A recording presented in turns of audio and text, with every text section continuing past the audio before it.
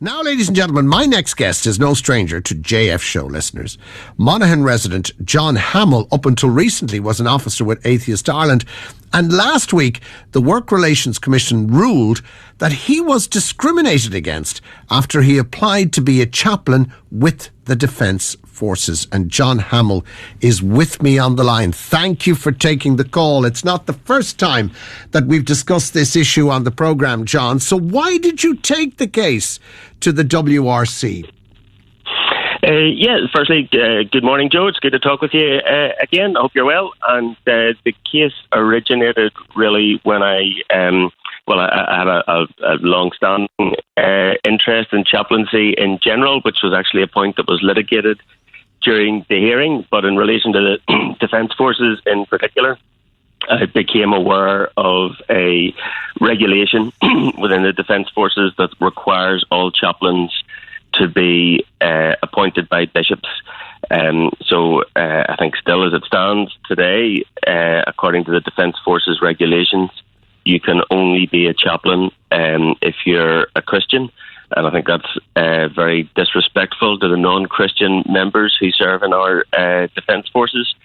So I applied for two reasons. Firstly, just a general interest in chaplaincy, and secondly, in a hope to turn that over. All right. Now, as I mentioned in my introduction, the WRC stated clearly that you were discriminated against, but you're not going to receive any compensation. And the WRC did, however, order the Department of Defence to review its chaplaincy appointment process. So, are you therefore calling for that appointment process to be taken away from the Catholic Church, or that there should be no Christian input into the appointment process? Yeah, absolutely. So, firstly, it's a standard process, a standard part of the WRC process that the complainant, who was myself, will be asked what remedy or redress is sought. And I specifically said, as is reported in the decision, that I didn't want any financial redress, but I wanted the rules changed so that this doesn't happen again. And exactly as you say, Joe, I think what should happen is that the Defence Forces should appoint chaplains in the same way that all of the other parts of our public service appoints chaplains. So, for example, the Irish Prison Service will write a job description. They'll outline some objective criteria by which they'll measure who is the best candidate for the job. They will interview against those criteria and appoint the best candidate. And I think that's what the Defence Forces should do as well. And you've actually written to the Taoiseach and Minister for Defence, Micheál Martin, seeking an apology. And not only that, you want the Cabinet to begin the process of changing the regulations so that in future military chaplaincy roles are fairly given, regardless of the beliefs of the applicant, which is fair and proper given the decision of the WRC. But why do you want an apology from Micheál Martin? Yeah, I've asked for Micheál Martin to apologise to the members of the Defence Forces for the religious discrimination that has been imposed in their support services, and specifically an apology to the non-Christian members of the Defence Forces. So the hearing heard evidence from a number of Irish people who have served in conflict zones, who, as I say, were serving members of the military, but non-Christians. And as it was put by one such person, that they are just as in need of counsel from someone of like mind as Christians or Catholics are. So, that where we live in a pluralist country, where our defence forces are drawn from those of all faiths and none, it's just not at all appropriate for the minister to insist that only Christians can be chaplains. And having done so for a while, having instructed the Chief State Solicitor's Office to appoint a barrister to go into a hearing and defend the idea on absolutely ridiculous terms, to defend the idea that only Christians can be chaplains, I think that's pretty outrageous, and the minister should apologise for that to the non-Christian members of our defence forces. And I have to say to you, John, what next? I know in recent days you've made it clear that you believe a judge should not be asked to take an oath when they are appointed to the judiciary. And the Taoiseach, for that matter, I don't know if the Taoiseach has to take an oath. Maybe he does. The President, I think, has to take an oath or what have you. You believe all of that, because of its links to Christianity, should be removed from the statute? So the issue with oaths, I've no problem with oaths in general, but the oaths for the roles that you just described, Joe, are described in our Constitution. And there's no secular alternative. They're explicitly religious oaths. So as an atheist, I can't be a judge in this country.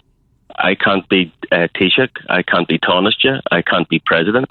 I suppose I could be a judge if I took the oath and just lied and pretended that I believe in God. But being honest under oath seems to be a pretty low bar to get over in order to be a judge.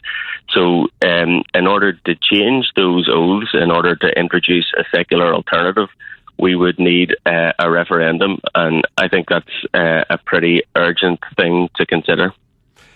I mentioned in my introduction, you and we've been talking off and on down through the years on this show, given the fact that we're living in the area, originally from Belfast, but living in Castleblaney.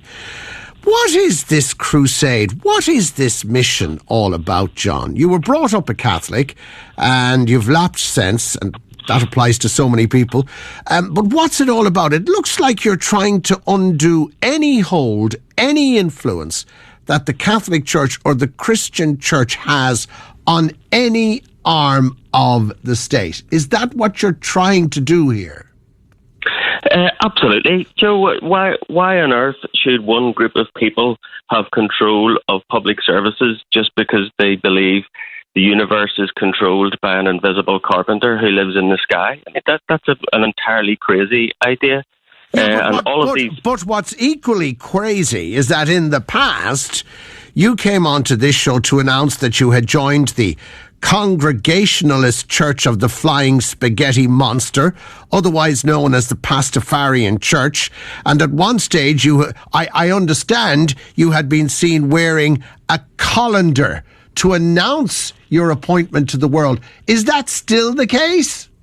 It absolutely still is the case, Joe, and I still wear that colander on my head, and I agree with you 100% that that's just as crazy as Catholicism. So I can wear a colander on my head. The bishop walks around in his little Bo Peep cosplay with the pretty white frock and the crozier and the big tall bonnet, and one is just as crazy as the other. And giving control of our public services to Catholics is every bit as crazy as giving control of our public services to the Church of the Flying Spaghetti Monster.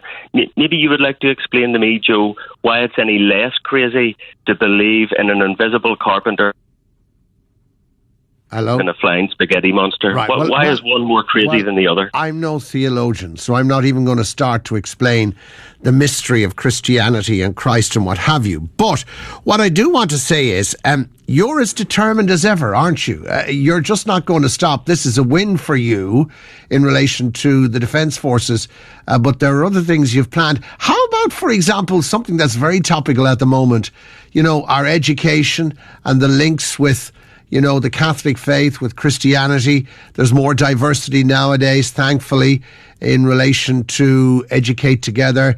But there's a belief now, a growing belief, even in rural areas, that it's time to completely remove religion from the classroom and maybe, for those who are of the Christian faith, set up a Sunday school type idea away from the classroom. Where are you on that? Because I know you're a parent yourself. Yes, I've got 4 kids at school in County Monaghan, and as we've touched on already, Joe, there are actually very few protections for the non-religious in Ireland. We have lots of very old provisions on the statute books that made sense when it was a monotone Catholic country we lived in, and it's a much more pluralist country now. But one of the difficulties in the education system is that even those small protections are just routinely abused.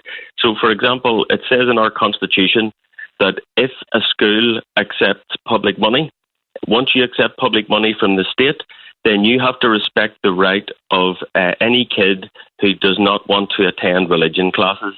And if you ask any school in County Monaghan today about swapping out of religion into an alternative class, very few of them facilitate that. What they do is they'll say you can be ostracised to the back of the class, you can sit at the back of the room, but you can't swap to an alternative class. And the reason for that is they want to make it as difficult as possible for kids to move out of the religion class. Well, I don't know. Because the schools are controlled by the bishop, and the bishop wants to proselytise other people's children. Well, I think the bishop will argue that's his job.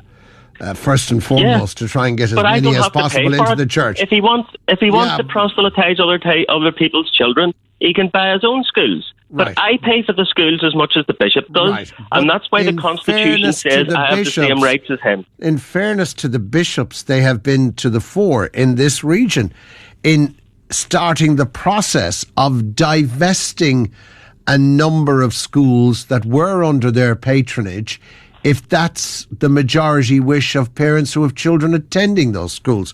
So Well, the that's just not process true, has... Joe. Well, it is. That's just I've not seen true. it. I've seen it myself firsthand, where they've The- divested the- schools. Yes, they have. The number of schools divested has been absolutely pathetic. And the number of schools controlled by the Catholic Church is far out of proportion to the number of people in the country who practice But Catholicism. you do understand there are many people who want their children to attend a school with the Catholic ethos, and there are many people who don't.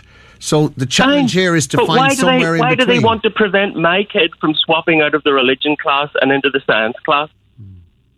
Well, there could be all sorts of... I don't want to interfere with anyone's right to bring up their kids as they see fit. I have never attempted to interfere that in any way. And you're very protective of parents who want to bring up their kids in the Catholic faith, No, and I'm that's not. fine. No. And I think for Joe, No, it would serve you well to be just as protective as non-Catholics who don't want Catholicism imposed on them. 25 years ago, on this show, I was facilitating debates calling for religion to be removed from our classrooms. And I was quite comfortable moderating those discussions. And I can remember politicians contacting me off air and criticising me for doing so. So don't you come on here, John, and tell me that I've been taking sides. I most definitely have not. And that's the reason why you've been a regular guest on this show, because I believe that everybody from all denominations and none are entitled to have their say in relation to things like education and what have you. But anyway, it's an interesting one. Congratulations on your challenge, which was successful. Thank you kindly, Joe, and praise be his noodly appendages. All right, we'll leave it at that. John Hamill, thank you indeed for being with us today. We'll take a break. Caller has called in to say, your discussion with John Hamill. Joe, when it comes to things like education in our classrooms, in our schools, in other words, we have a democracy and therefore the majority rules. I don't know if that applies, or I don't know if that should apply when we were talking about something as sensitive as religion and people's faith. I've always maintained that, and people know where I'm coming from in relation to faith and belief in God and all of that kind of thing. I think you know where I stand on that at this stage. I have a very strong faith. I wouldn't be the greatest fan of the church as an institution, let's put it that way. But I simply believe that in this day and age, Monday to Friday, 9 to 3 p.m. or 4 p.m., whatever it is, there should not be religion in the classroom. I'm more and more of the view that if parents are really determined and if they really believe that religious education can play a part in their child's formation, well, then they should make the effort to get up at 8, 9 a.m. on a Sunday morning. We could learn here from some denominations where you attend a Sunday school scenario once a week, and that has worked well in other churches. We established that on this show a number of years back. So why can't we do it in relation to, for example, the Catholic tradition? I think that would take a lot of pressure off teachers. It would take a lot of pressure off the youngsters who are attending the school, because as mentioned there by John, there are many youngsters who don't come from a Catholic background, but who attend a Catholic school and are left sitting at the back of the class, and that's unhealthy. Take it out, Monday to Friday, leave religion to one side and take it up on a Sunday morning. And it shouldn't be compulsory. It's a case of parents deciding yay or nay. Now, having said all of that, teachers will say to me quietly, as will priests and bishops, etc., when I'm talking to them off air, they will say, no, parents simply want at all times to take the a la carte approach. And we see that all the time with Catholic ceremonies such as communion and confirmation. They'll all turn up on the big day, and that's it. You won't see them again until the next big day.